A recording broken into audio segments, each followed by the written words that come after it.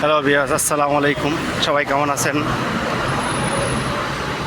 আমার চ্যানেলটি সবাই সাবস্ক্রাইব করে দিবেন। আপনাদের একটা জিনিস দেখাতে নিয়ে আসলাম। এখন বাজার 11:30।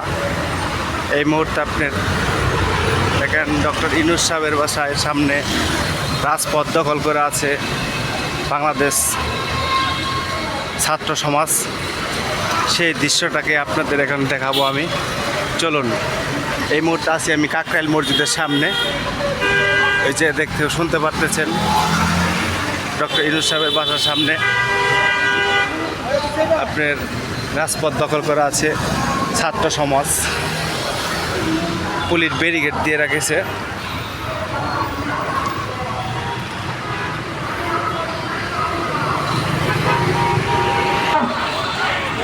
দেখেন পুলিশ ব্যারিকেডে অসংখ্য পুলিশ মোতায়েন করে রেখেছে। সামনে সেনাবাহিনীর ট্যাঙ্ক।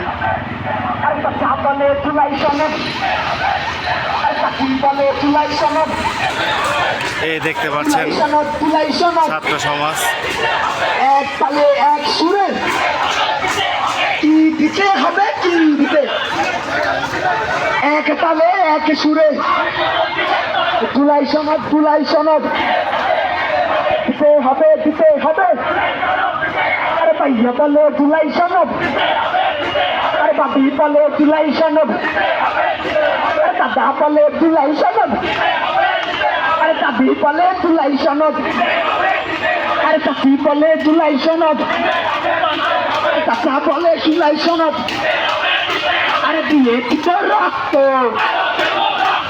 রক্তের বন্যায় সে যাবে অন্যায়, দালালি না রাজপথ, আরে আপোষ না সংগ্রাম, ক্ষমতা না জনতা, ক্ষমতা না জনতা, দিল্লি না ঢাকা, আর দিল্লি না ঢাকা, দালালি না রাজপথ, আপোষ না সংগ্রাম। ডক্টর ইউনূস সাহেবের বাসার সামনে আপোষ না রাজপথ দখল সংগ্রাম, করে আছে বাংলাদেশি ক্ষমতা না ছাত্র জনতা, সমাজ।